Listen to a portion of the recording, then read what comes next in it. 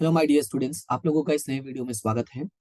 आज का जो हमारा ये वीडियो है, ये हमारा जो लास्ट हमने टॉपिक स्टार्ट किया था बीए का, यानी जिसको हम बिजनेस स्टडीज भी बोलते हैं, बिजनेस एडमिनिस्ट्रेशन भी बोलते हैं या ओसीएम भी बोलते हैं। नॉर्मली ये तीनों वर्ड्स यूज करते हैं अल्टरनेटिव। तो हमने जो टॉपिक स्टार्ट किया था वो हमारे टॉपिक का नाम था डायरेक्टिंग। हमने लास्ट क्लास में डायरेक्टिंग पढ़ा था, जिसका लिंक मैं आपको डिस्क्रिप्शन में दे दूंगा। काफी पहले ये क्लास पढ़ा था, ऑलमोस्ट अगर देखा जाए तो साथ 5 to 6 मंथ हो गए हैं, यानी काफी पुरानी बात है ये। तो मैंने वहां पे जो है मोटिवेशन तक मैंने एक्सप्लेन किया था। यानी मोटिवेशन की बात करूं तो इस चैप्टर का हमारा एक टॉपिक है मोटिवेशन। और मैंने इस क्लास तक मैंने एक्सप्लेन किया था। इसमें मैंने पिछली क्लास में मोटिवेशन के बारे में और उसके मीनिंग के बारे में, प्लस मैंने उसके कैरेक्टरिस्टिक्स के बारे में, ये 2 पॉइंट्स जो थे मैंने लास्ट वीडियो में कंप्लीट किया था। आज से फिलहाल मैं जो है वो बाकी का जो टॉपिक है, यानी जो टॉपिक्स मैंने रिमेनिंग छोड़ दिया था, वो सारे टॉपिक्स मैं यहाँ से कंप्लीट करने वाला हूँ। और जो मेरा एक्सप्लेनेशन होगा, अगर आपने कभी मेरे वीडियोस देखे होंगे तो आपको पता होगा कि जो एक्सप्लेनेशन है वो कुछ इस तरह से होगा कि आपको याद करने में प्रॉब्लम नहीं होगी, आपको टॉपिक्स को समझने में प्रॉब्लम नहीं होगी, और लंबे समय तक जो टॉपिक्स को आप माइंड में रिटेन कर सकते हो। मेरा जो एक्सप्लेनेशन का वे होगा वो इसी तरीके से होगा कि आप टॉपिक को इजीली अपने माइंड में कहीं ना कहीं लंबे समय तक उसको रिटेन करके रख सको, ताकि एग्जाम में परफॉर्मेंस अच्छा हो सके।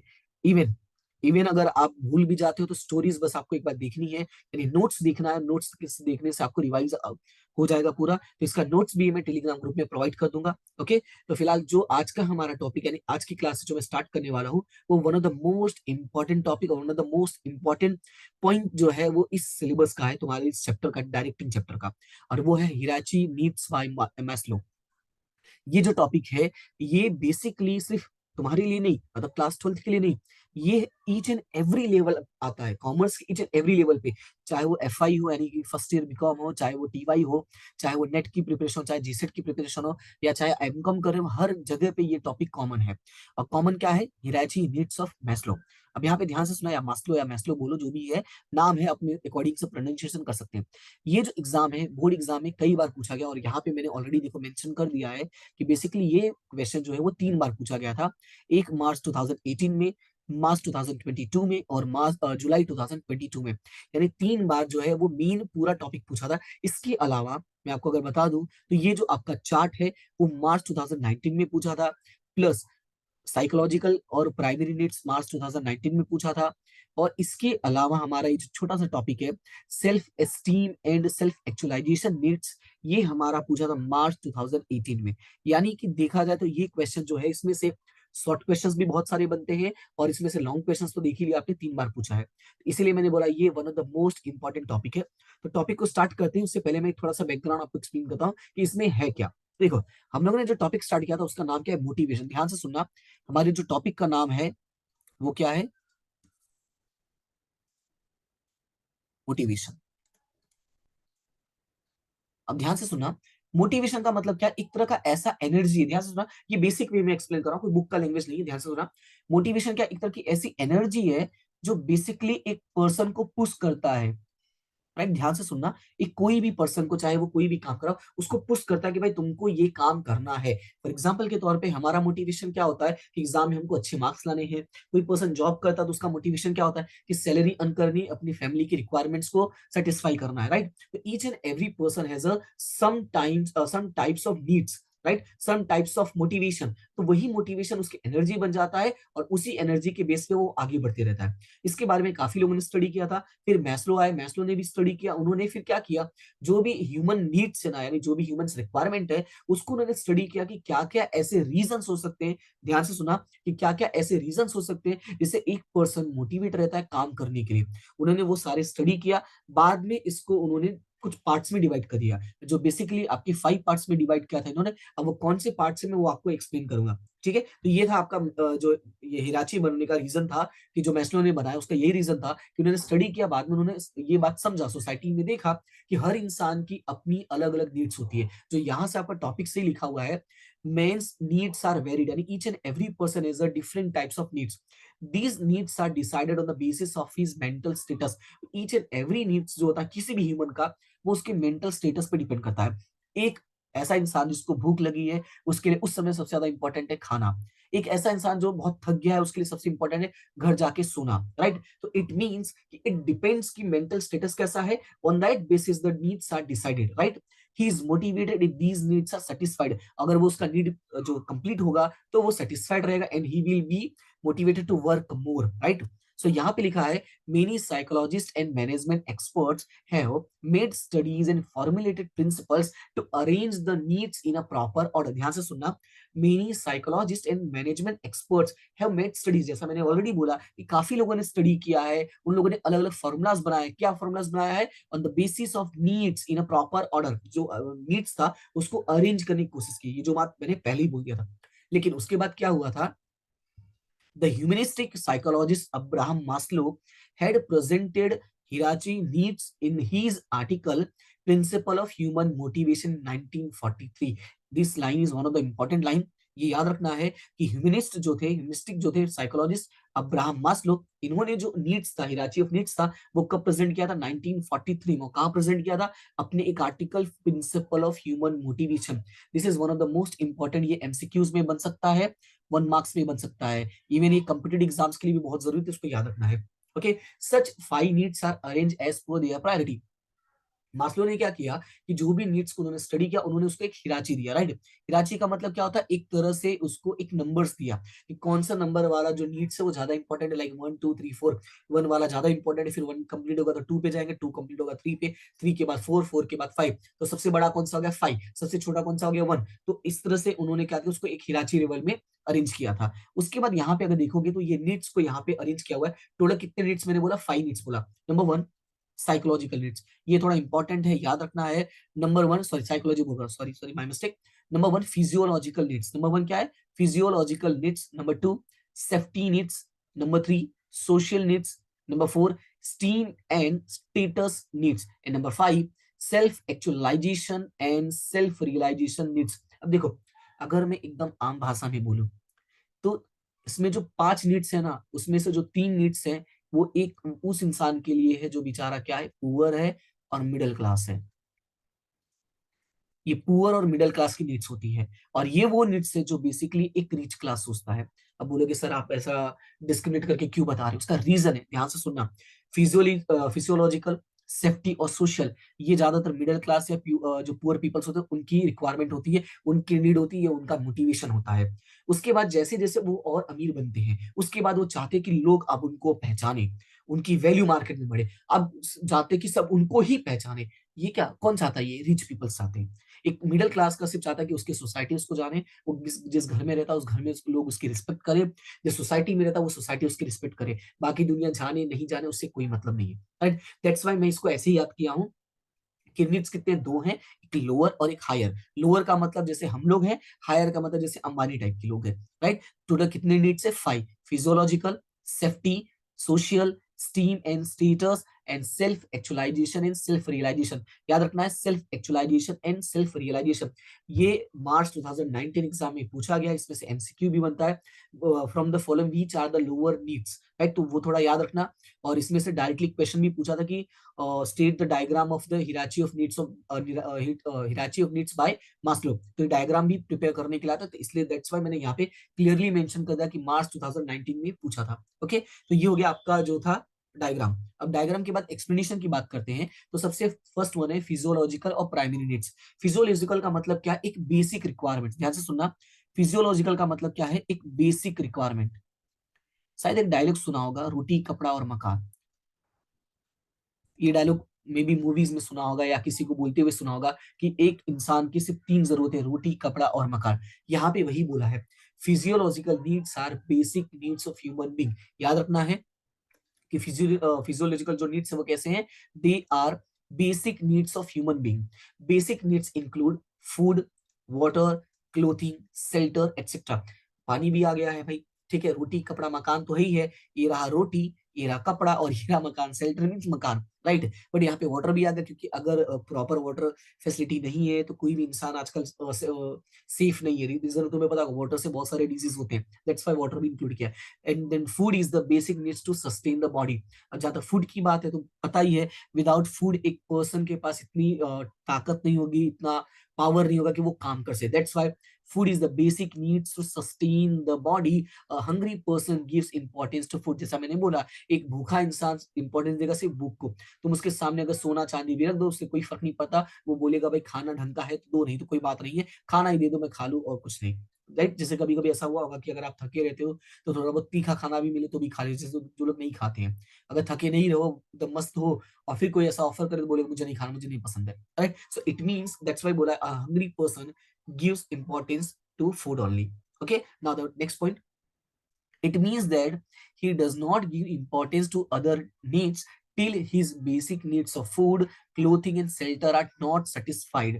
Right? तो यहाँ पे याद रखना है कि कोई भी पर्सन तब तक दूसरे नीड्स को इंपॉर्टेंस नहीं देगा जब तक उसकी बेसिक नीड्स जो है वो सेटिस्फाई नहीं हो जाते। It means if his basic needs are satisfied then only he will give importance to others. अब बेसिक नीड्स का मतलब क्या है? बेसिक नीड्स का मतलब फूड, क्लोथिंग एंड शेल्टर। जो मैंने एग्जांपल दिया, रोटी, कपड़ा और मकान। क्लियर है इतना? इसमें अब याद कितना रखना है, तो जो मैंने अंडरलाइन किया वही याद रखना है। Physiological needs are basic needs of human being, और बेसिक नीड्स की बात करो तो तीन है, रोटी, कपड़ा और मकान। एक वाटर ऐड कर देना। फूड, वाई फूड की जरूरत क्यों है? क्योंकि अगर बॉडी को सस्टेन करना है, बॉडी को मेंटेन करना है, तो फूड जो है वो प्राइमरी नीड है। राइट, फिर उसके बाद बात करते हैं नेक्स्ट पॉइंट की। तो नेक्स्ट पॉइंट में याद रखना है कि एक इंसान जो भूखा है वो बेसिकली इंपॉर्टेंस किसको देगा? फूड को। क्लियर है? तो अब ये रीजन क्या है कि अगर जब तक वो उसका वो नीड सेटिस्फाइड नहीं होता है, जो बेसिक नीड है वो सेटिस्फाइड नहीं होता है, तब तक वो आगे किसी और नीड्स पे नहीं जाएगा। क्लियर हुआ इतना? तो ये है हमारा फर्स्ट पॉइंट, फिजियोलॉजिकल और प्राइमरी नीड्स। फिर बात करते हैं सेकंड, सेफ्टी नीड। खाना मिल गया, खाना अच्छे से खा पा रहा है, सब कुछ मेंटेन हो रहा है, मतलब कि डेली बेसिस पे अच्छे फूड मिल रहे हैं उसको। अब वो सोचेगा एक अच्छी जगह रहने की, राइट, सेफ्टी की, ताकि उसको जो रिस्क है उसके लाइफ में वो ना रहे। अब बात करते हैं रिस्क की, तो रिस्क में क्या होगा वो देखना। After the physical needs are satisfied, the next need in the hierarchy is safety. Next कौन सा है? सेफ्टी की बात। एक बार जो फिजिकल नीड्स है, जो नाम है फिजियोलॉजिकल नीड्स, वो सेटिस्फाई हो गया, उसके बाद नेक्स्ट होता है सेफ्टी। सेफ्टी का मतलब number one physical safety, number two job safety, number three safety against risk, number four regularity of wages. एक गरीब आदमी, ध्यान से सुनना, ये बहुत ऐसा कोई टॉपिक नहीं है जो आपने कभी सुना ना हो। It is related with the real life. Right, real life से कैसे रिलेटेड? देखो, एक कोई भी गरीब इंसान क्या सोचता है कि वो कभी बीमार ना पड़े। राइट, क्यों सोचता है कभी बीमार ना पड़े? अगर वो एक दिन बीमार रहा तो उसकी 500 रुपए की जो डेली बेसिस पे जो अर्निंग होती है वो चली जाएगी। दूसरा, जॉब सिक्योरिटी। जैसे लॉकडाउन में सिचुएशन हुआ था, सबको डर था कि कहीं जॉब ना चली जाए, जॉब ना चली जाए, जॉब ना चली जाए। तो सेकंड वो हो गया सेफ्टी अगेंस्ट रिस्क। मान लो घर में किसी की हेल्थ इश्यूज हो गई, कुछ प्रॉब्लम हो गई, जिसको बोलते हैं मेडिकल वाला। राइट, एक वो उसके बारे में सोचेगा। तीसरा सोचेगा कि काम कर रहा है तो रेगुलर पैसा मिलता रहे, जिससे फैमिली मेरी चलती रहे। समझ में आया कि नहीं? तो एक इंसान जो है बेसिकली वो चार रिस्क के आगे अपने आप को सेव करने की कोशिश करेगा। Number one physical, number two job, number three safety against risk. Safety against risk का मतलब जैसे लाइक हेल्थ इश्यूज हो गए उसको, उसकी बात कर रहे हैं। Number four regularity of wages. Clear है? तो ये याद रखना है, सेफ्टी नेट्स में इन चारों का इंक्लूजन होता है। अभी बात करते हैं नेक्स्ट पॉइंट की। Therefore man takes measures like the takes the insurance, opens the saving account either in a bank और पोस्ट ऑफिस। जैसे बोला ना, रेगुलरिटी ऑफ वेज के लिए हो गया, सेफ्टी अगेंस्ट रिस्क के लिए हो गया। Such a safety is necessary for mental peace. अब करना क्यों है? देखो, जैसे एक मैं एग्जांपल देता हूँ। अगर मान लो जैसे कि किसी एक पर्सन ने इंश्योरेंस लिया हुआ है, अब उसकी डेथ हो गई, ठीक है, तो वो पैसे का तो यूज नहीं करेगा ना, लेकिन उसके दिमाग में क्या रहेगा? उसके दिमाग में ये बात रहेगी कि अगर मुझे कुछ हो जाता है, यानी अगर मेरी डेथ हो जाती है, तो एटलीस्ट मेरी फैमिली के पास एक इनकम होगा। राइट, कुछ पैसे होंगे, they will have some money to survive in the society. Right, तो एक नॉर्मल पर्सन वो यही सोचता है। क्लियर हुआ इतना? तो याद रखना है, सेफ्टी नीड में चार बातें होंगी। Number one physical, number two job, number three regularity of wages and number four safety against risk. Clear है? Now the next point. Next point है सोशल नीड्स। देखो, सबसे पहले रोटी, कपड़ा, मकान चाहिए था, मिल गया। अब जो डर था वो खत्म हो गया।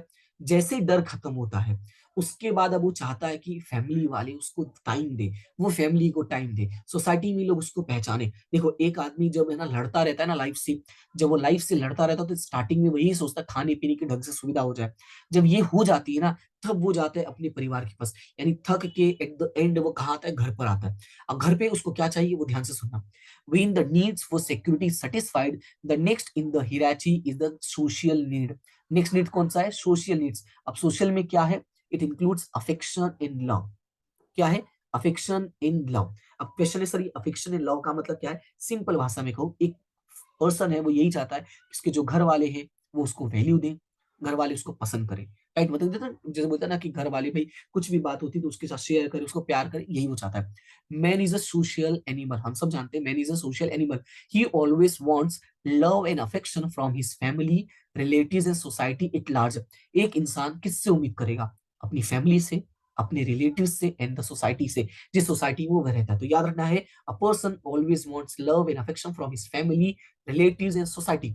यहां से मिल रहा है, उसके बाद वो कहां से मिलेगा? Such needs include feeling of getting love and respect from the family members, friends, relatives as well as by his colleagues at work place and by others in the society.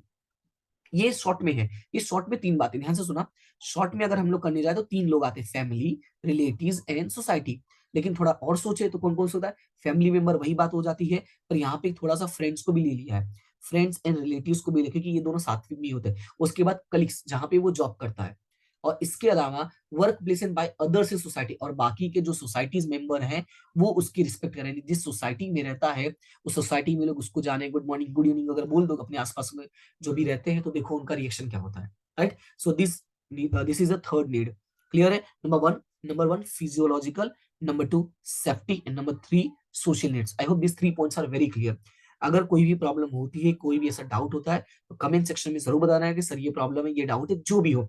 अगर क्लास अच्छी लग रही है तो भी बता देना, वो मेरा मोटिवेशन होगा। जैसे मैंने कहा ना, हर इंसान को एक मोटिवेशन चाहिए होता है। और मेरा मोटिवेशन क्या है कि आप मेरे वीडियोस को लाइक करो, अपने दोस्तों से शेयर कर दो। मुझे इन्फॉर्म नहीं करोगे कोई दिक्कत नहीं है, अगर इन्फॉर्म करोगे कमेंट करके सर वीडियोस अच्छा लगा, समझ में आया, थैंक यू सो मच, तो ये मेरा मोटिवेशन होगा to work more and more, right? चलो अभी नेक्स्ट नीड पे चलते हैं। मेरा नेक्स्ट नीड क्या होगा? Esteem and status need.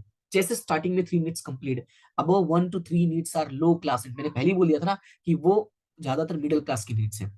esteem and status needs are also known as a position needs और high class needs. That's why ये याद रखना है। क्या याद रखना है? esteem and status needs are also known as a position needs and high class needs. मतलब क्या है? It increases the longing to have one's self appraisal, the respect from the colleagues or officers, and increase in reputation. His desires to get it increases. मतलब क्या बोला है? जैसे love तो मिल रहा है लेकिन अप्रेजल नहीं मिल रहा है। अप्रेजल का मतलब क्या होता है? जो उसने वर्क किया है उस वर्क के बारे में लोग बात करें, उस वर्क को लेके मार्केट में रिस्पेक्ट। मार्केट का मतलब कि उसके कलीग्स उसकी रिस्पेक्ट करें, ऑफिसर्स रिस्पेक्ट करें, उसकी रेपुटेशन बढ़े कि हाँ यार ये बंदा जो है, ये जो पर्सन है इस काम में एक्सपर्ट है। वो होता है self and status needs, sorry steam and status need. Clear है? ये मिलने के बाद सबसे लास्ट नीड जो आता है वो आता है self esteem and self actualization. ये थोड़ा जो यहाँ पे मैंने फॉन्ट सिलेक्ट किया था ये कुछ अजीब सा हो गया, दैट्स वाई जो वर्ड्स है ना वो काफी ज्यादा मतलब कहते हैं ना बहुत नजदीक है, इस वजह से थोड़ा दिखने में प्रॉब्लम हो रहा है, बट मैं जो बोल रहा हूँ वो सुनना। क्या है? सेल्फ एस्टीम और सेल्फ एक्चुअलाइजेशन। यहाँ पे देखो है ना, self esteem and self actualization needs, ये सबसे लास्ट है। Each and every person wants to get the top position by getting the achievement. मैं एक एग्जांपल देता हूँ इंडियन क्रिकेट टीम का। देखो इनिशियल स्टेज में क्या होता है, जब कोई भी एक प्लेयर है क्रिकेट खेल रहा है तो उसकी इनिशियल स्टेज में डिमांड होती है कि भाई वो कैसे भी करके एक आईपीएल कॉन्ट्रैक्ट तो मिल जाए उसको। आईपीएल मिल गया, अब इच्छा होती है कि एक बार इंडियन जर्सी तो मिल ही जाए। एक बार इंडियन जर्सी मिल जाए तो अब वो चाहता है कि वो सचिन विराट जैसा नाम कमाए, राइट? जहां पे ये सोच पहुंच जाती है सचिन और विराट, वो बन जाता है फिफ्थ वाला, self esteem and self actualization. Otherwise ये जो नीड्स है ना वो तो बेसिक नीड्स हो गए ना भाई, क्रिकेट है तो वहां तक पहुंचना पड़ेगा। फिर धीरे धीरे उसकी नीड्स बढ़ती है। In the same way each and every person जो भी जॉब कर रहा, जो भी वर्क कर रहा, each and every person wants to recognize by the officers, by the society कि हाँ भाई वो बेस्ट है इस काम में, right? Once name is considered with pride and in the best way, means कि इसके जैसा कोई नहीं। जैसे हम जब ये क्रिकेट की बात याद होगा, बचपन में खेलते होगे कभी तो बोलते बहुत सचिन बन रहा है, बहुत धोनी बन रहा है, ऐसे बोलते हैं ना। जैसे हम लोग जब खेलते थे कि अगर कोई लेफ्टी है, अगर लेफ्टी अच्छा शॉट मार दे तो बोले हाँ युवराज सिंह बनने की कोशिश कर रहा है। तो इट मीन्स कि क्या है, इन अ बेस्ट वे उसकी जो रिकॉग्निशन होगी वो कैसे होगी? In the best way. His skill is considered with all his best in his own work field. Example के तौर पे Zakir Hussain in playing tabla, Shiv Kumar Sharma in playing santoor, Sachin Tendulkar in the field of cricket. जहां पे भी अगर सेल्फ स्टीम की बात होती है, सेल्फ एक्चुअलाइजेशन की बात होती है, वहां पे एक पर्सन का नाम ऑलवेज होगा, and that is Sachin Tendulkar. And the second person is Lata Mangeshkar in the field of vocal music. और एक्टिंग की बात करें तो हम जब भी बोलते हैं ना बहुत अमिताभ बच्चन बन रहा है, इट मीन्स कि जब भी एक्टिंग की बात होती है तो एक पर्सन का नाम ऑलवेज होता है और वो है Amitabh Bachchan, and they are the master of their field. Clear है? तो ये है का last need, that is a self esteem and self actualization needs, right? So I hope कि ये जो पॉइंट्स थे वो कवर हो गए और अच्छे से आपको समझ में आ गया होगा। क्लास मैंने लेट स्टार्ट की है, काफी टाइम चला गया है, बट स्टिल मेरे जो वीडियोस हैं उसका प्लेलिस्ट आपको बहुत क्लियरली मिल जाएगा। तो आप प्लेलिस्ट पे जाके अगर आपको पढ़ चुकी हो तो इट्स ओके, नहीं पढ़े हो तो एक बार रिवाइज कर सकते हो, एक बार देख सकते हो, पढ़ चुके हो तो भी एक बार ट्राई मारना। मेरे जो एक्सप्लेनेशन होंगे वो आपको 110% इस तरह के होंगे जिससे आपको लर्न करने में बहुत आसान होगा, क्योंकि मैं ऐसे ही पढ़ाता हूँ, क्लास में भी बच्चे काफी पॉजिटिव रिस्पॉन्स देते हैं। अदरवाइज मैं यहाँ पे यूट्यूब पे इतने दिनों के बाद मैं वापस स्टार्ट नहीं करता ये टॉपिक, मैं वही टॉपिक स्टार्ट करता जो मार्केट में डिमांड में होती, यानी कि अभी इंपॉर्टेंट हो गया, पेपर्स हो गया, ये डिमांड में है। बट मैंने ये क्यों स्टार्ट किया? क्योंकि मुझे ऐसा फील हुआ, मुझे ऐसा स्टूडेंट्स ने बोला कि सर ये टॉपिक्स भी अगर आप एक बार बता देते तो अच्छा रहता। ओके, सो आई होप कि you will understand this situation. और वीडियोस को अगर देखेंगे लाइक करना, शेयर करना, सब्सक्राइब जरूर करना। फिलहाल आज के लिए इतना ही, बाकी की जो वीडियो टॉपिक्स हैं वो नेक्स्ट क्लास में स्टार्ट करते हैं। आज के लिए इतना ही, मिलते हैं नेक्स्ट क्लास में। तब तक के लिए thank you so much and have a good day.